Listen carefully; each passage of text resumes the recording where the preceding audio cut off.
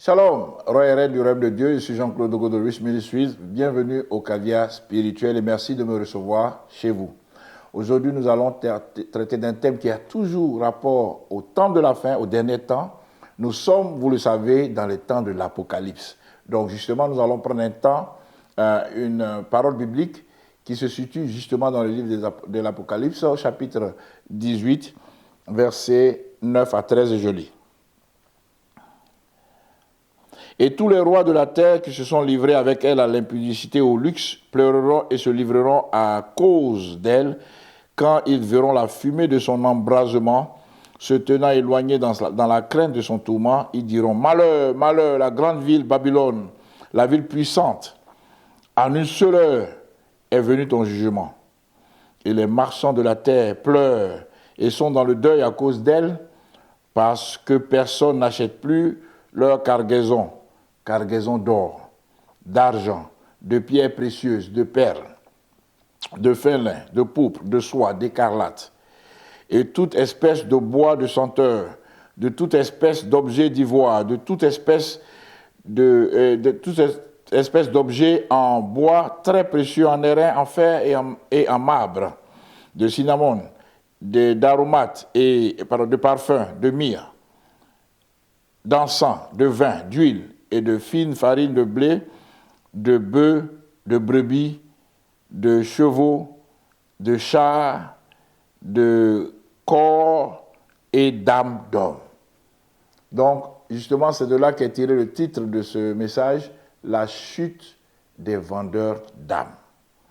Bien-aimés, ne croyez pas que les prières que vous adressez à Dieu pour votre pays en souffrance à cause de Babylone, la grande ville, la ville puissante, ne croyez pas que ces prières-là sont vaines. Parce qu'à un moment, le Seigneur se souvient de vos prières et décide en une heure de donner le jugement à la grande Babylone, à la ville puissante qui faisait rayonner sa gloire sur toute la terre en faisant souffrir les gens jusqu'à aller vendre les corps et vendre les âmes d'hommes. Bien-aimés, le jugement est venu en plusieurs formes, mais au verset 9, vers la fin, on peut lire « Quand ils verront la fumée de son embrasement ». Vous savez, quelque chose qui me fait rire souvent, c'est que quand Dieu tue quelqu'un, même celui qui ne craint pas Dieu ne dit pas que Dieu a tué cette personne. Et la personne dit Dieu a rappelé à lui cette personne. Ouais. Donc quand Dieu envoie les incendies dans les pays développés, les pays qui dominent, les pays qui font du mal aux autres, donc que je vais appeler ici Babylone, alors on ne dit pas que c'est des actes terroristes, on dit que ce sont des incendies. Or actuellement, il y a beaucoup d'incendies dans les pays occidentaux, à cause de la chaleur qui est très grande, qui est très forte. Et c'est comme ça que Dieu commence à faire chuter Babylone. Et pourquoi il fait chuter Babylone? Parce que ses péchés sont montés jusqu'au ciel. Parce que vous, bien-aimés, vous avez prié, vous avez crié à Dieu pour que Dieu vous libère, vous délivre enfin des actes de Babylone. Alors, bien-aimés, vous allez vous étonner pour voir, mais pourquoi on parle de marchands de corps et marchands d'âmes d'hommes? Et le titre de ce message, c'est la chute des vendeurs d'âmes. Vous voyez, il y a un grand président de Babylone qui a dit récemment: nous allons faire la guerre jusqu'au dernier Ukrainien. C'est Biden qui l'a dit. Alors, ça veut dire quoi? Ça veut dire qu'ils sont en train de faire le sacrifice d'Ukrainiens, des sacrifices humains, à la faveur de cette guerre-là. Il veut tuer tous les hommes, tous les Ukrainiens jusqu'au dernier. Quand vous vous rendez à des concerts, des gens qui, visiblement, et qui le déclarent ouvertement, adorent le diable, vous êtes en train de commercer avec le diable, vous vendez votre âme sans le vouloir, puisque quand vous partez à leur concert, ils invoquent le diable et vous vendez votre âme. Donc c'est des marchands d'âmes. Il y a beaucoup de marchands d'âmes sur cette terre. Et les pays développés, Babylone, ces pays-là sont des pays qui vendent les âmes d'hommes. Mais aujourd'hui, nous allons simplement pour vous donner d'apprécier mieux ce que la parole de Dieu dit ici, parce que vous pouvez trouver que ça invraisemblable, nous allons vous donner les prix de chaque partie du corps humain que les gens vendent actuellement, qu'ils vendent présentement dans le monde. Et je vous conseille de ne pas le faire, même si vous êtes miséreux, même si vous êtes pauvre. Ne vendez jamais rien de votre corps. Alors, nous avons une liste et là, il faut savoir que c'est une pratique courante même aux États-Unis. Je vais prendre le cas des États-Unis. Si vous voulez vendre votre corps en entier, y compris tous les organes, les os, les muscles, les ligaments, etc., vous pouvez le vendre à 45 millions de dollars.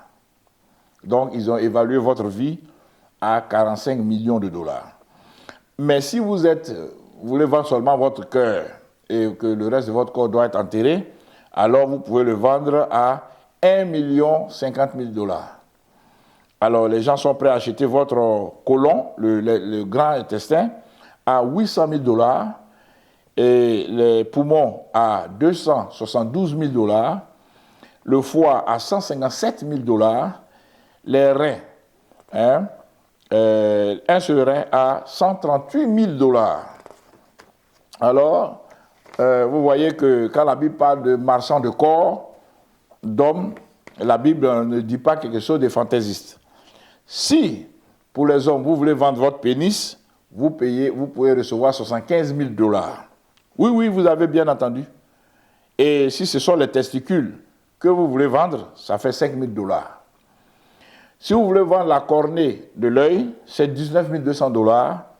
Vous voulez vendre votre sang, c'est 3 370 $. Le petit intestin, c'est 2 519 $.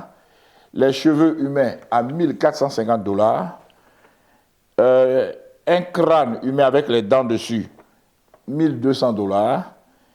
Et la main et l'avant-bras, les deux doivent se vendre ensemble, 385 $ et j'en passe.